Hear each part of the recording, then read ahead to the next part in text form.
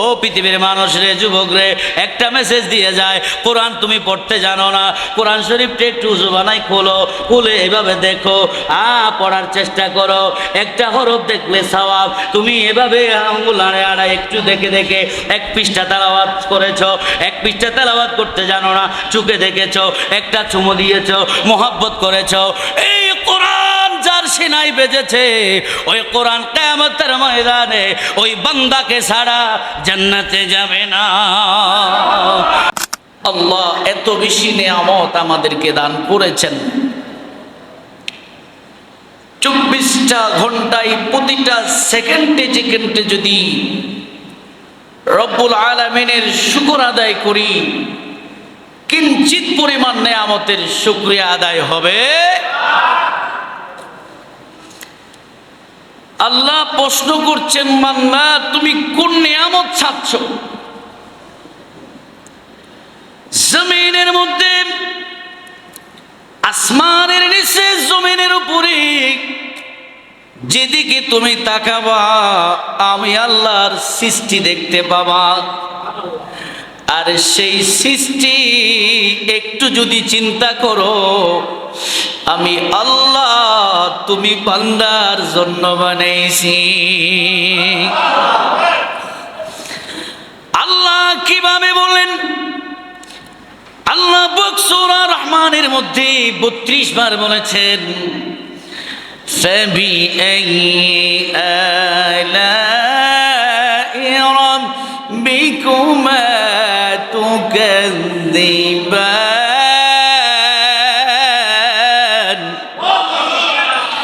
আল্লাহ ডাক দিয়ে বলে, ও পৃথিবীর যুবক, ও পর্দার আড়ালের মা, যুবক ভাইয়েরা, মুরব্বী বাবারা, আমার আল্লাহ ডাক দিয়া বলে, ও বন্দারে, কোন নিয়ামত দিছি এটা বলবি দূরের কথা, আমি আল্লাহ তোর থেকে জানতে চাই আমি আল্লাহ কোন নিয়ামত দিনা।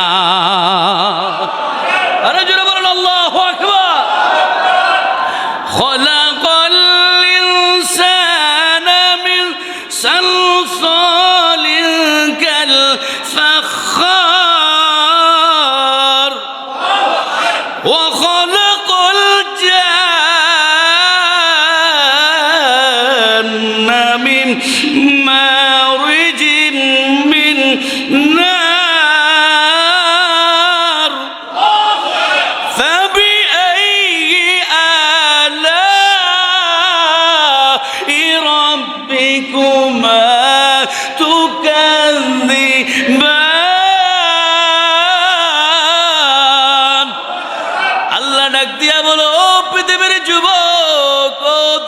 মানুষ, আমার পর্দার আড়ালের মা, ও আমার যুবক বাবারে, আমার আল্লাহ বলেন, আমি তো তোকে বানাইছি, আমি আল্লাহ তোকে সুন্দর করে বানাইছি। এত সুন্দর করে আমি নিয়ামত দিয়ে তোমার জন্য আসমান আগে সৃষ্টি করলাম, জমিন আগে সৃষ্টি করলাম, চন্দ্র আগে সৃষ্টি করলাম, অক্সিজেন আগে সৃষ্টি করলাম, বাতাস আগে সৃষ্টি করলাম, রুদ্র আগে সৃষ্টি করলাম। সব কিছু কমপ্লিট করার পরে আমি আল্লাহ তোমারে জমিনে পাঠাইছি। আর একটু জুড়ে বলেন আল্লাহু আকবার, চিৎকার করে বলেন ইয়া রাসূলুল্লাহ। উম্মত রে, আও জান্নাতের জন্য চেষ্টা করতে করতে কপাল দাগ করে ফেলতেছ, নামাজ পড়তে পড়তে আল্লাহর আযাব থেকে বাঁচার জন্য কত চেষ্টা করতেছ, কত চিন্তা করতেছ। ও যুবক রে, আমার আল্লাহ কোরআনে বলি, ও ইমানদারেরা শোনো শোনো, বেঈমানেরা জান্নাত খুঁজবেন, জান্নাত পাবে না, মুনাফিকেরা জান্নাত খুঁজবেন, জান্নাত পাবে না, ইহুদিরা জান্নাত খুঁজবেন, জান্নাত পাবে না। আল্লাহ কেন? আমার আল্লাহ ডাক দিয়া বলে, কেন জানো? আমি তো অনেক আগে জান্নাত আমার মুমিন বান্দাদেরকে বিক্রি করে দিয়েছি। আরে জোরে বলেন আল্লাহু আকবার। আমার আল্লাহ ডাক দিয়া বলে, জান্নাত আমি বিক্রি করে দিছি, জান্নাত আমি বিক্রি করে দিছি। ও হুজুর, কোরআন শরীফে আসেনি বিসমিল্লাহির রহমানির রহিম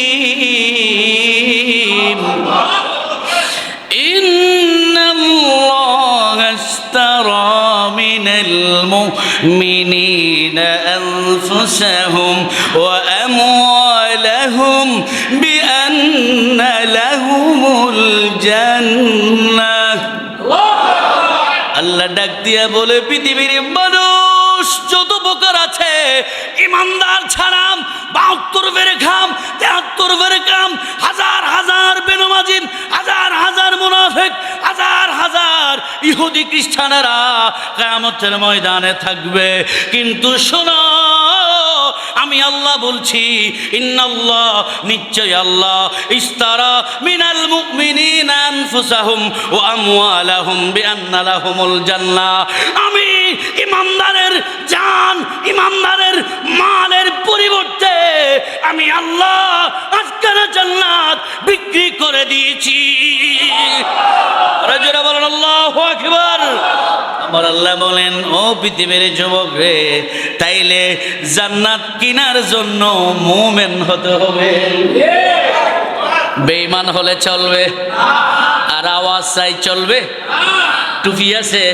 দাড়ি আছে জুব্বা আছে কিন্তু মুনাফিকের হাসলত আছে আল্লাহ এখানে মুনাফিকের কথা বলে নাই আল্লাহ কাফেরের কথা বলে নাই আল্লাহ ইনসানের কথা বলে নাই আল্লাহ কোরআনে অসংখ্য আয়াত আছে যেটা সমস্ত মানুষের জন্য বলেছে যেমন সূরা নাস কুল আউযু বিরাব্বিন নাস এইটা মানুষকে বলেছে হিন্দুও নাস খ্রিস্টানও নাস বৌদ্ধও নাস চাকমাও নাস মারমাও নাস যত প্রকারের মানুষ আছে সবগুলা নাস মানুষ আর ইমানদারদেরকে বলেছেন ইয়া আইয়ুহাল্লাযীনা আমানু ওয়া আমিলু সলিহাতি কানাত লাহুম জান্নাতুল ফিরদাউসি নুজুলা আল্লাহ ডাক দিয়ে বলে ও ইমানদার আমলে সালেহ করেছো আমি আল্লাহ আটকানা জান্নাত থেকে বাছাই করে জান্নাতুল ফিরদাউস ফার্স্ট ক্লাস ফার্স্ট এক নাম্বার জান্নাত আমি আল্লাহ তোমারে দিয়া দেব আর একটু জোরে বলেন আল্লাহু আকবার যুবক রে আলোচনা করেছিলাম কবরে সবাইকে যেতে হবে কিনা আরে জোরে বলেন যেতে হবে কিনা ওই কবর জান্নাত হোক আমরা চাই কি চাই না হাত তুলে বলেন কারা কারা চাই আল্লাহ রে আমাদেরকে জান্নাতি বান্দা হিসেবে কবুল করো আর একটু জোরে বলেন আমিন বন্ধুরা গত জমায় আলোচনা করেছিলাম কবরে আযাব হওয়ার কারণ সমূহ একটু নামাজের গুরুত্ব দিতে গিয়ে অসমাপ্ত আলোচনা থেকে গেছে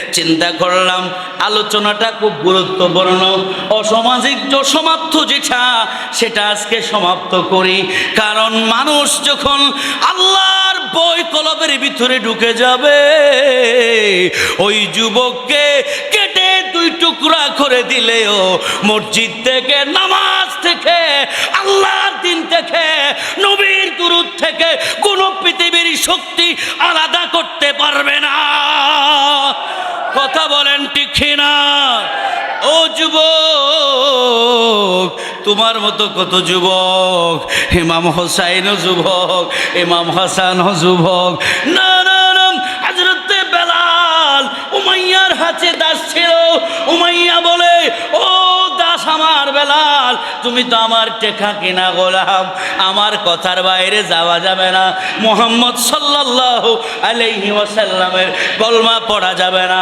আল্লাহর ইবাদত করা যাবে না সব ছেড়ে দাও নাইলে তোমাকে আমি অস্তিত্ব রাখবো না তিলের পর তিল কষ্ট দিব কষ্ট দিতে দিতে ঘোড়ার পিছনে বেঁধে দিলেন বেলালকে সারা মরুভূমিতে শেষরাইতে আপনার শরীরের মাংসগুলা খুলে খুলে চলে যাচ্ছে রক্ত পুরো মরুভূমিতে লাল হয়ে গেছে উমাইয়া বলেন ও বেলাল তোমার এত কষ্ট কেমনে সহ্য হয় একটু বলো না মুহাম্মদকে তালাক দিলাম তোমাকে স্বর্গ বানায়া দিব উমাইয়া বলে ও হযরত বেলাল বলে উমাইয়া রে শুনো শুনো শোনো, আমি বেলালের মতো শরীরের গুস্ত না, হাড়ও যদি তুমি বানায়া বিক্রি করে দাও, আমি মুহাম্মদের গোলামি ছাড়তে পারবো না।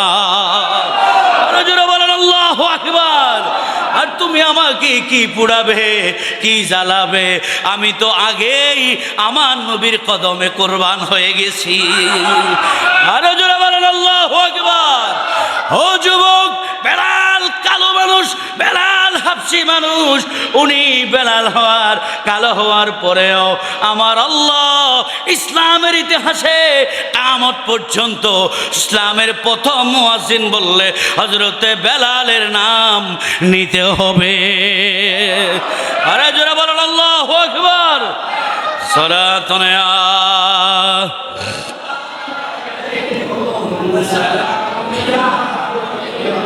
ও প্রিয় হাবিব, পাগলের রাখছো কেন দূরে? ও প্রিয় হাবিব, পাগলের রাখছো কেন? ও প্রিয় হাবিব, পাগলের রাখছো কেন দূরে? সালাতুন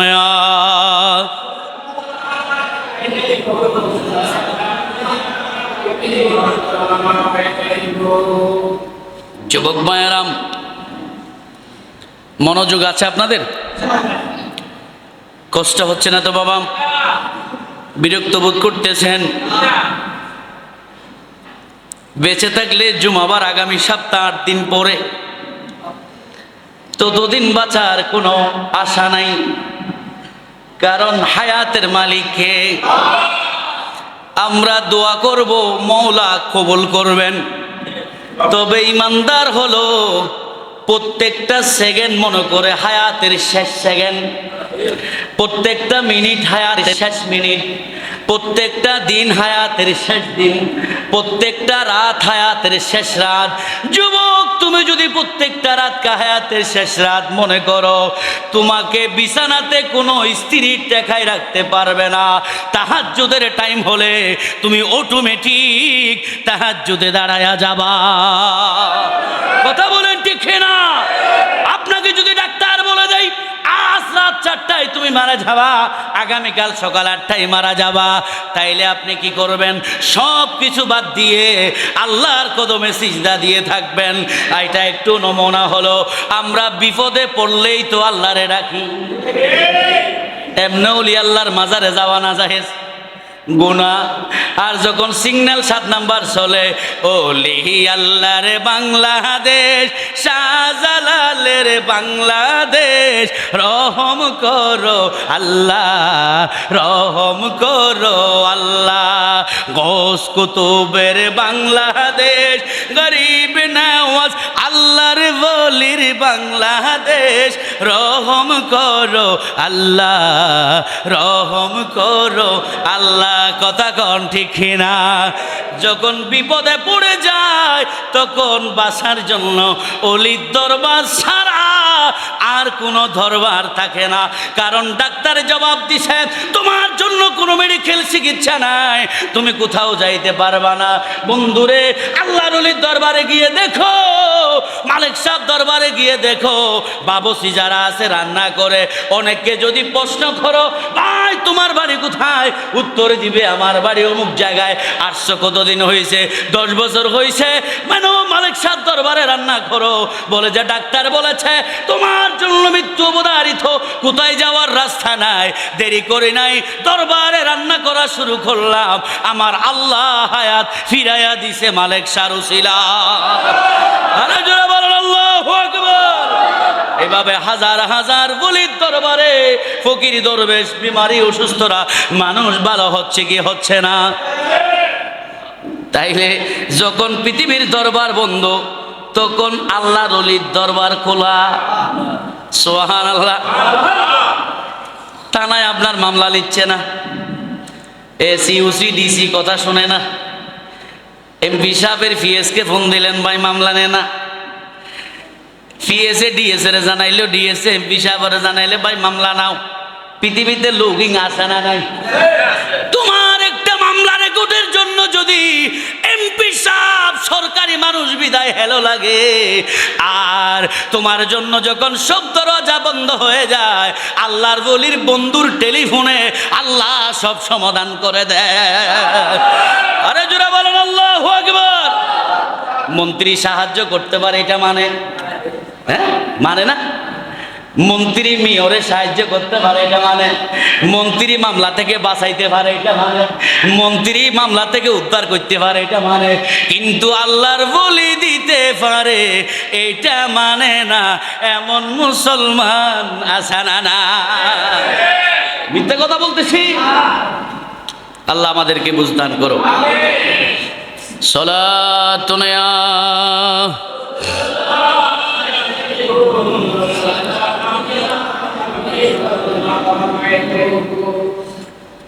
আলোচনা ছিল কবরের আযাব।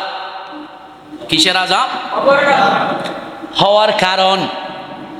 1 নাম্বার বলেছিলাম নামাজ, 1 নাম্বার বলছিলাম। 2 নাম্বার বলেছিলাম প্রস্রাব থেকে বাঁচার চেষ্টা করা। 3 নাম্বার বলেছিলাম গীবত থেকে বাঁচার চেষ্টা করা। 4 নাম্বার বলেছিলাম কোরআন শিখা, না শিখলে কবরে মার চলবে। 5 নাম্বার বলেছি ঋণ রাখে কবরে যাইও না, কারণ আমার নবী বলেন বান্দা হকুল্লাহ, আল্লাহর হক, তুমি নামাজ পড়ো নাই, রোজা রাখো নাই, হজ করো নাই, আল্লাহরকে যদি তওবার মতো তওবা করতে পারো, তওবা তার নসুহা যদি নসিব হয়ে যায়, আমার আল্লাহ মাফ করে দিবে। সুবহানাল্লাহ। কিন্তু ওই আব্দুর রহমান গরিব মানুষ, আব্দুল হালেক গরিব মানুষ, এতিম ছেলে, দরিদ্র, তার হক মাইরা 10 তলা বিল্ডিং করে কবরে যাইও না রে ভাই, যতক্ষণ পর্যন্ত টেরাওয়ালা আব্দুর রহমান মাফ করে নাই, ততক্ষণ তোমারে আল্লাহ ছাড়বে না, ছাড়বে না, ছাড়বে না। কথা বলেন ঠিক না?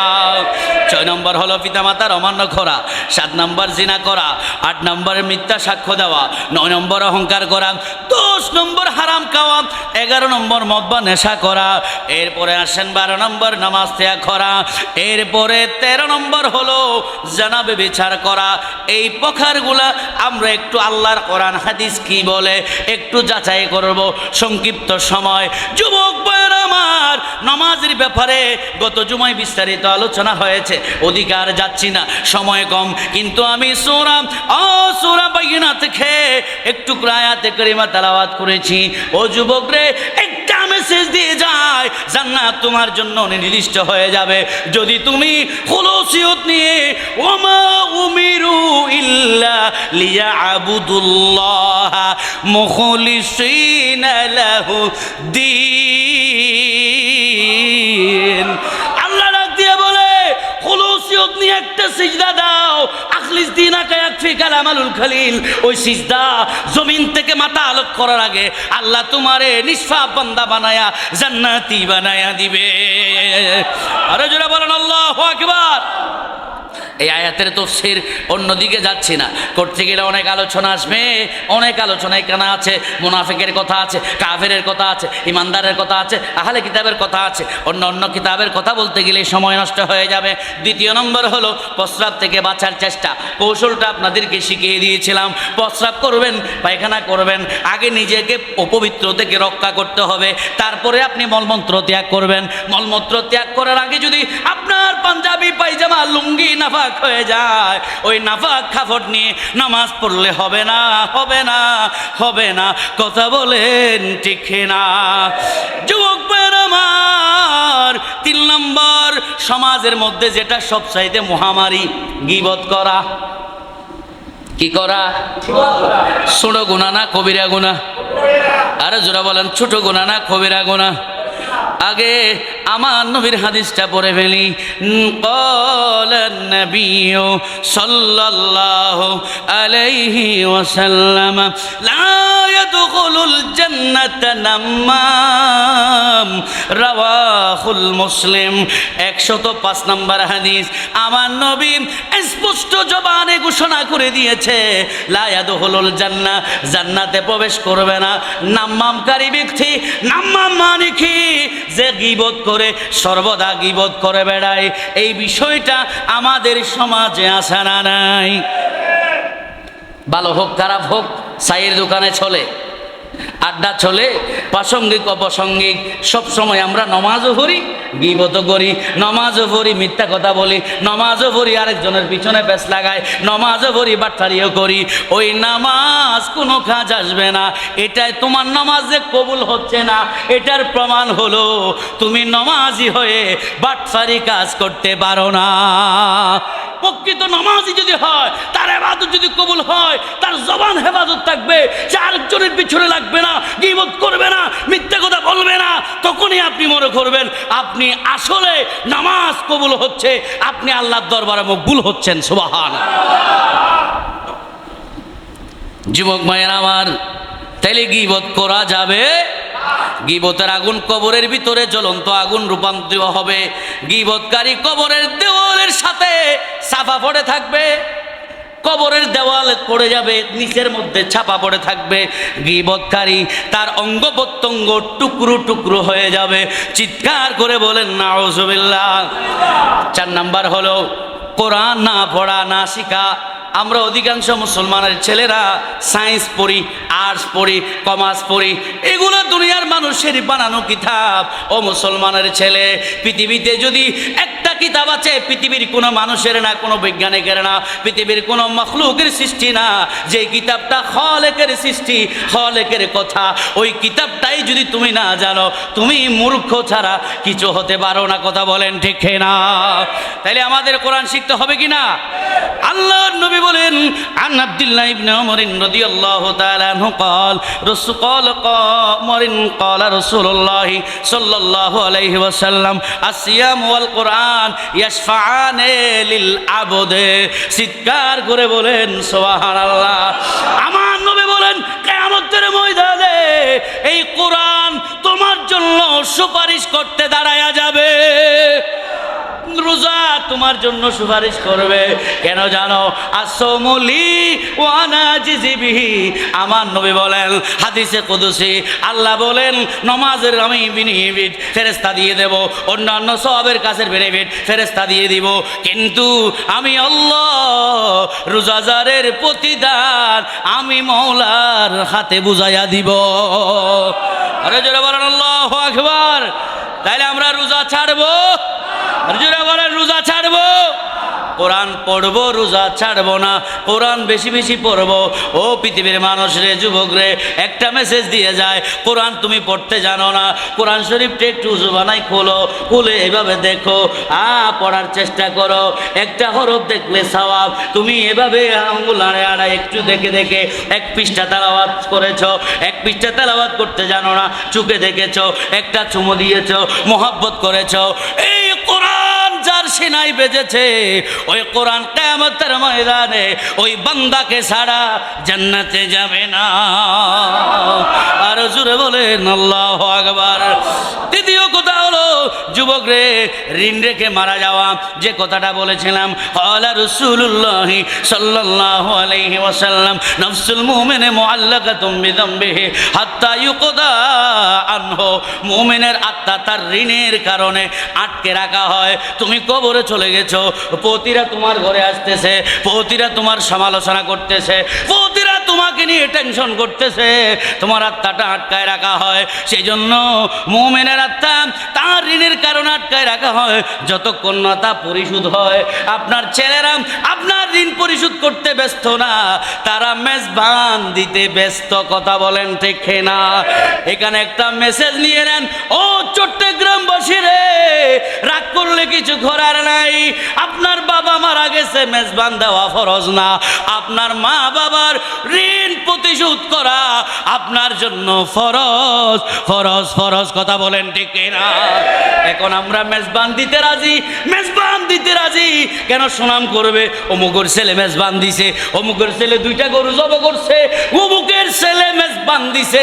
এটা বলার জন্য যদি মেজবান দাও, আল্লাহর কসম 1 টুকরা মাংসের সওয়াব তোমার বাবার কবরে যাবে না।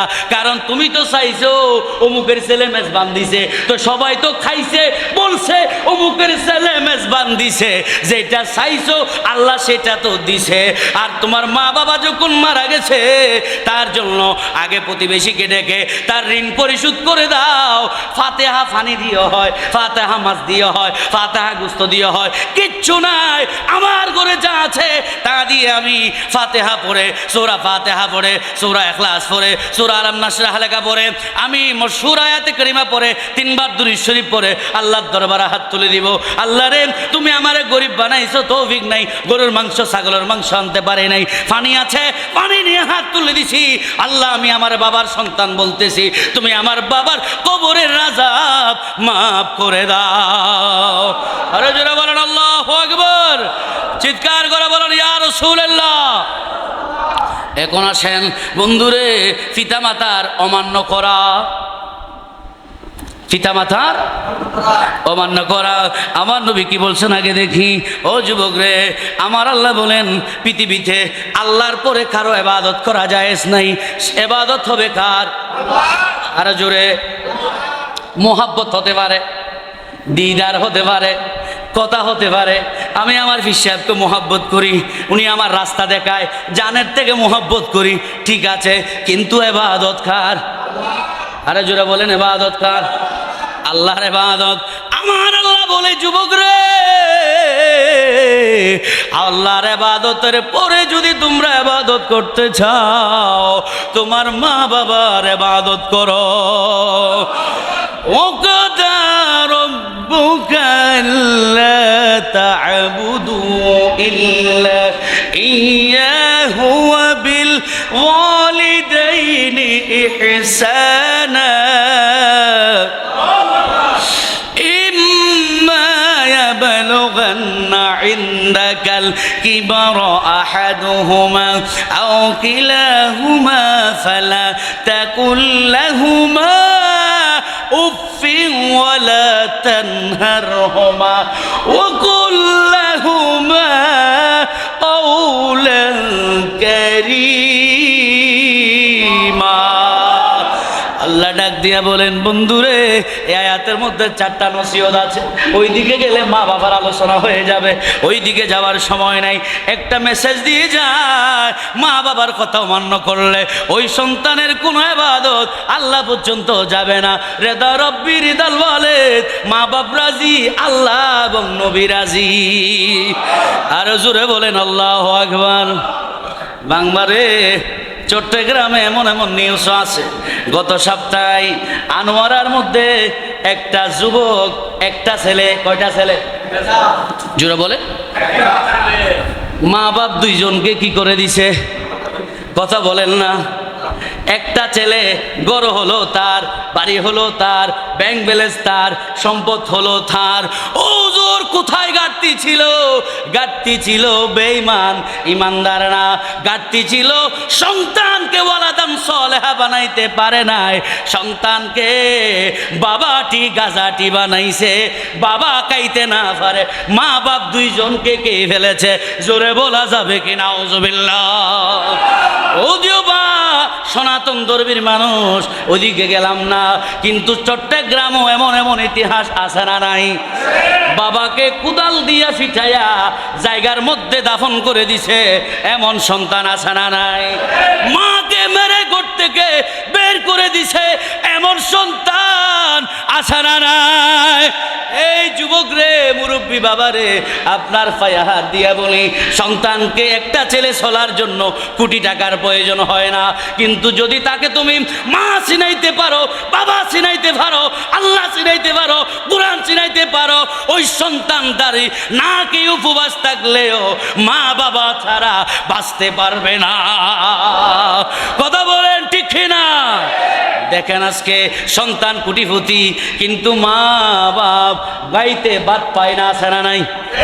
চন্দনাইশের একটা ঘটনা, গতকাল আমাদের গৌসিয়া কমিটির ভাইয়েরা চন্দনাইশ শাখায়, ও যুবক রে, সন্তানকে গৌসিয়া কমিটির সদস্য করে দাও, অন্তত পক্ষে লেখাপড়া না করলেও গাজাটি হবে না। হাত তুলে বলেন ঠিক না?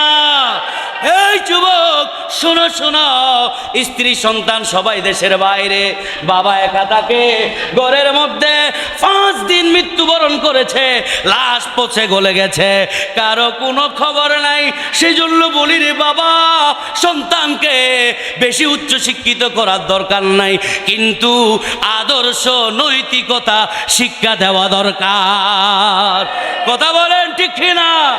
আজকে এই সন্তান যদি নৈতিকতা থাকতো, কুরআন চিনতো, হাদিস চিনতো, মা বাবাকে একা রেখে কখনো বাইরে থাকতে পারতো না। হ্যাঁ, যদি সবাই চলে যায় বাবাকেও নিয়ে যেত। 5 দিন হয়ে গেল, কেউ কোনো খোঁজখবর নিল না, মরে বিল্ডিং এর মধ্যে লাশ পচে গেছে। কোনো মানুষ পুলিশও লাশ পচে গেলে আর ধরে না, ধরে একমাত্র গৌসিয়া কমিটি বাংলাদেশ। কথা বলেন ঠিক কিনা? যে বন্দার কৃতজ্ঞতা প্রকাশ করে না, ওই বন্দাকে আল্লাহ নিয়ামত দেয় না, ওই বন্দা থেকে নিয়ামত ছিনিয়ে নেয়। লাশ পচে গেলে আপনার আত্মীয় স্বজন, ইমাম সাহেব কেউ কাছে যাবে না, কিন্তু পৃথিবীর জমিন ইতিহাস রচনা করেছে গৌসিয়া কমিটি বাংলাদেশেই একমাত্র শেষ সাথী। অথচ ওই মানুষকে গৌসিয়া কমিটি ছিনে না, অথচ ওই মানুষ 5টা টাকা গৌসিয়া কমিটিকে কোনোদিন চাঁদা দেয় নাই, কিন্তু মরণকালে একমাত্র সাথী হয়েছে গৌসিয়া কমিটি বাংলাদেশ। কথা বলেন ঠিক কিনা? সেজন্য যুবক, রাজনীতিক প্রোগ্রামে ব্যস্ত থাকবা, দেশের রাজনীতি করবা, দেশের জন্য মরার পর একটা ব্যানার দিবে আমরা সুখা হতো, কিন্তু আহলে সুন্নাত ওয়াল জামাতের সংগঠনে থাকবা। তোমার মরণ থেকে, দাফন থেকে, ফাতিহা থেকে, 40 থেকে, 60 থেকে তোমাকে পীর ভাইয়েরা বাদ দিবে না, বাদ দিবে না, বাদ দিবে না। জোরে বলেন সুবহানাল্লাহ। কথা বলেন ঠিক কিনা? আল্লাহ তুমি আমাদেরকে বুঝদান করার তৌফিক দাও। সালাতুন ইয়া